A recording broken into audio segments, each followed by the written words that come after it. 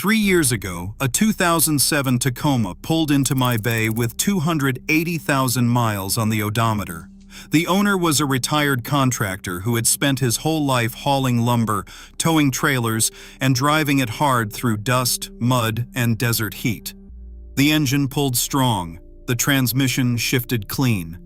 The suspension felt tighter than trucks half its age. I asked him what his secret was. He smiled and said 2 words: I cheated. He had done things to that truck Toyota's own warranty manual explicitly warned against. Modifications that dealerships told him would void his coverage, degrade performance, and cause premature failure. Every single one of them had done the opposite. Today, I am breaking down 10 modifications that Toyota officially discourages or warns against. Modifications that real-world owners and professional mechanics have discovered actually extend engine life, improve reliability, and protect the drivetrain in ways the stock setup never could. These are not myths. They are not garage legends. They are legitimate, documented improvements that contradict the official narrative. And once you understand the engineering behind them, you will understand exactly why Toyota never tells you about them. Number 1. Running a thicker oil weight than specified. Toyota specifies 0W20 in almost every modern engine they produce. It is printed in the owner's manual. Dealerships repeat it like scripture. They warn that thicker oil will harm fuel economy, increase wear, void your warranty, and damage your engine. They say it with confidence. But here is what the service bulletins do not tell you. The 0W20 specification was engineered around 2 priorities: the Environmental Protection Agency fuel economy ratings and cold weather startup performance. It was not engineered around longevity. Mechanics who rebuild high-mileage Toyotas will tell you something consistent. Engines that were run on 5W30 or even 10W30 in warmer climates often show cleaner bearing surfaces, better ring seal, and less camshaft wear at 200,000 miles than their 0W20 counterparts. Thicker oil maintains a more robust hydrodynamic film between moving parts, especially in engines that run hot, tow frequently, or sit unused for extended periods. The fuel economy difference is negligible in real-world driving. The wear protection difference is not. If you drive in a warm climate and your Toyota has over 100,000 miles, moving to a 5W30 full synthetic is one of the simplest reliability decisions you can make. Toyota discourages it because it compromises their corporate average fuel economy compliance. Your engine does not care about fleet fuel economy averages. It cares about film strength under load. Number 2. Bypassing the EGR system on diesel variants. This one will get you lectured at any dealership. The EGR, the exhaust gas recirculation system, is factory equipment. Tampering with it is flagged as an emissions violation. Toyota will tell you it is critical to combustion efficiency. What they will not tell you is what happens inside that system after 80,000 miles. The EGR recirculates partially burned exhaust gas back into the intake manifold. That gas carries carbon, soot, and oil vapor. Over time, it coats the intake manifold, the EGR valve, and the intake ports with a layer of black paste that restricts airflow and destabilizes combustion. Diesel Hilux and Land Cruiser owners in Australia, South Africa, and Europe have been deleting or blocking EGR systems for decades, not to gain power, not to cheat emissions, to stop carbon accumulation from strangling an engine that is otherwise perfectly healthy. The results are documented in fleet data spanning hundreds of thousands of miles. Lower intake temperatures, cleaner combustion chambers, reduced diesel particulate filter loading, and dramatically fewer intake-related failures. The EGR system protects emissions numbers. Removing or disabling it protects your engine. These are not the same thing, and Toyota knows it. Number 3. Installing an aftermarket oil catch can. Toyota does not include oil catch cans from the factory. If you ask a service advisor about one, they will tell you it is unnecessary, that the positive crankcase ventilation system already handles blow-by, and that adding one could interfere with engine calibration. What they will not explain is what that blow-by actually does. Every modern Toyota with the PCV system routes crankcase vapors back into the intake manifold. These vapors carry a fine mist of oil. That oil coats the intake valves, the throttle body, and on gasoline direct injection engines, the backside of the intake valves where no fuel washing ever reaches. Over time, that coating hardens into carbon deposits. On 2GR FE V6 engines, 1GR FE engines in the 4Runner and FJ Cruiser, and virtually every gasoline direct injection Toyota engine, this is not a hypothetical risk. It is the single most common cause of rough idle, misfires, and loss of power under load after 80,000 miles. An oil catch can intercept those vapors before they return to the intake.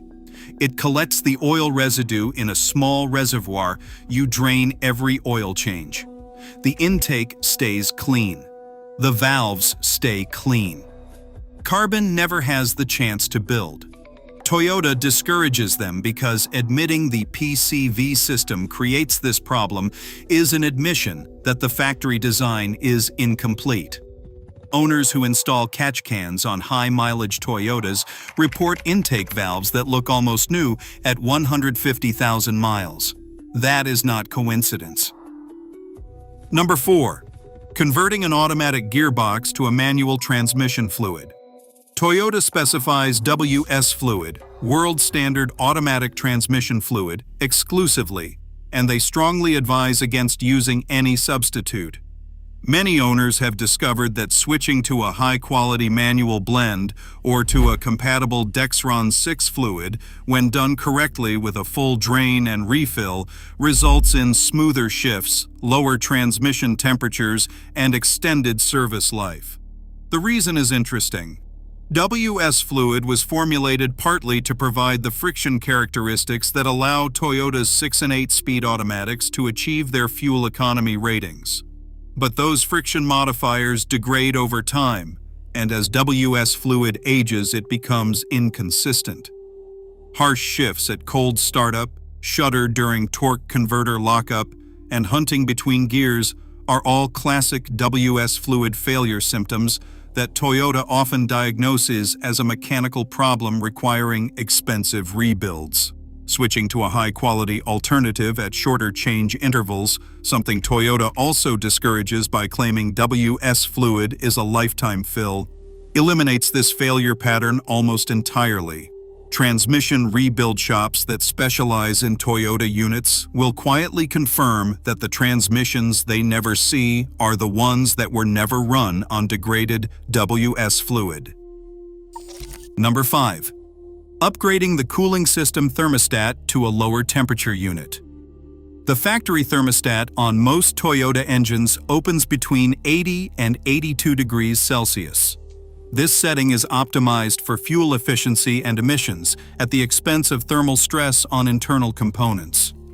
Aftermarket thermostats calibrated to open at 71 to 74 degrees Celsius keep the engine running meaningfully cooler under sustained load.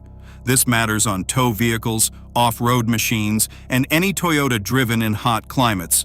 Cooler operating temperatures reduce thermal stress on head gaskets, reduce oil breakdown rates, lower combustion chamber temperatures, and extend the life of rubber seals and gaskets throughout the engine. On the 1HD FTE diesel and the 3FE found in older Land Cruisers, lower operating temperature thermostats have been standard practice in professional overland and expedition builds for decades. Toyota warns against this because a lower thermostat temperature marginally increases cold start warm-up time and slightly reduces heater output in extreme cold. For drivers in warm climates, or anyone who tows regularly, the trade-off is not even close. The engine runs better, lasts longer, and requires fewer head gasket and seal repairs over time. Number 6. Running a secondary or auxiliary transmission cooler. Factory transmission coolers on Toyota trucks and SUVs are integrated into the radiator. Coolant from the radiator circulates around the transmission fluid lines to regulate temperature. This setup is adequate for normal driving. Under sustained towing, off-road crawling, or highway driving in high ambient temperatures, it becomes a liability. When the engine coolant heats up, it can actually heat the transmission fluid rather than cool it, because the fluid can enter the cooler hotter than the coolant surrounding it. An external air-to-fluid transmission cooler bypasses this limitation entirely. It cools transmission fluid directly using airflow, independent of engine temperature. The result is dramatically lower transmission operating temperatures under load, which directly translates to longer fluid life, longer clutch pack life, and fewer solenoid failures. Toyota does not include external transmission coolers on most vehicles because they add cost and complexity for driving conditions the majority of owners will never encounter. For owners who do tow or wheel regularly, adding one is the single highest return modification available for transmission longevity. Transmission rebuild shops see far fewer Sequoias, Tundras, and Forerunners with external coolers. That pattern is consistent. Number 7. Replacing the factory paper air filter with a high-flow cotton gauze unit. This one generates controversy. Toyota specifies a paper filter. Aftermarket filters from brands like K and N or AEM use oiled cotton gauze, and they claim improved airflow, better filtration efficiency at high particle loads, and a service life measured in decades rather than oil change intervals. The criticism is that oiled cotton filters can be over-oil, causing residue to contaminate the mass airflow sensor and trigger fuel trim problems. That criticism is valid if you over-oil the filter. It is not valid if you follow installation and maintenance procedures correctly. A properly maintained cotton gauze filter flows more air with less restriction than a clogged paper filter, which is the condition most filters exist in between changes because most drivers go far too long between replacements. The key insight is what happens to airflow as paper filters load with debris. Restriction increases progressively. The engine compensates, fuel trims drift, power decreases subtly, and efficiency drops. An owner who changes paper filters religiously every 15,000 miles avoids this. An owner running a properly maintained cotton filter avoids it across decades. Toyota recommends paper filters because they are simple, they require no maintenance skill, and they protect mass airflow sensors from the mistakes of inattentive owners. If you are attentive, the better filter wins long-term. Number 8. Installing a remote oil filter relocation kit with a larger capacity filter. The factory oil filter on most Toyota engines holds between 0.2 and 0.4 liters of oil. Aftermarket remote filter kits move the filter to an accessible location and replace it with a full-size unit holding 0.7 to 1 liter. More filter volume means more filtration media, more contamination capacity, and longer intervals before bypass valve actuation occurs during cold starts. The extended filtration capacity also means the oil stays cleaner longer under sustained high-load operation. This is standard practice on Toyota engines used in marine applications, generator sets, and commercial equipment, where engine longevity is measured economically and not just by warranty coverage. Toyota does not include larger filter capacity from the factory because it increases cost, weight, and underhood complexity for marginal benefit in normal driving cycles. For owners who drive hard, tow regularly, or live in dusty environments, the margin is not marginal. It is measurable in compression tests and bearing condition at teardown. Number 9. Converting from the factory timing belt to a reinforced aftermarket unit on 4.0-liter and 4.7-liter V8 engines. This applies specifically to 2UZFE and 1FZFE owners. Toyota specifies original equipment manufacturer replacement belts and a standard 90,000-mile interval. Third-party reinforced timing belts with Kevlar reinforcement layers and improved tooth geometry have been tested by high-mileage Land Cruiser and 4Runner owners and found to resist heat cracking, edge fraying, and tooth delamination more effectively than original equipment manufacturer units under sustained high-temperature operation. These are not cheap aftermarket alternatives. They are purpose-built upgrades used in competition and expedition vehicles because failure is not an option. Toyota does not endorse them because it cannot control the quality of non-original equipment manufacturer components and because any belt failure would be a catastrophic liability. For an owner with a 200,000-mile Land Cruiser used for remote overland travel, the physics of a reinforced belt in extreme heat matter more than warranty coverage that no longer applies. The belt that does not crack in the Australian outback is the correct belt, regardless of what the service manual says. Number 10. Running extended drain synthetic oil with a bypass filtration system. Toyota specifies 5,000 to 10,000 mile oil change intervals depending on the model and market. Dealerships reinforce this religiously because oil changes are revenue. What they do not explain is that modern full synthetic oil in a healthy engine with a bypass filter system can maintain its protective properties well beyond 10,000 miles. Bypass filtration removes particles down to 1 to 2 microns, well below what a standard full-flow filter captures. Blackstone Labs' oil analysis on Toyota engines running bypass systems consistently shows oil that is chemically and mechanically within specification at 15,000 to even 20,000 miles when the engine is healthy and the oil is full synthetic. Toyota warns against extended intervals because they cannot guarantee every owner's driving conditions. Short trips and coolant contamination can destroy even good oil quickly, and a warranty claim on a neglected engine is a liability. For a mechanically sound Toyota running full synthetic oil and a bypass filter with periodic oil analysis to confirm condition, extended intervals do not hurt the engine. They reflect what the oil chemistry can actually support. The 5,000-mile change interval was not engineered for synthetic oil longevity. It was engineered for revenue consistency and worst-case driving conditions. Here is the pattern that connects all 10 of these. Toyota builds exceptional vehicles.